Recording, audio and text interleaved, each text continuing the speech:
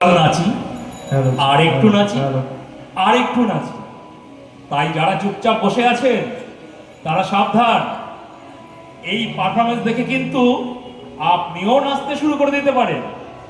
চলুন জোর হাততালিতে স্বাগত জানাই একদম ধামাকাদার পরিবেশনা তাকদুম তাকদুম।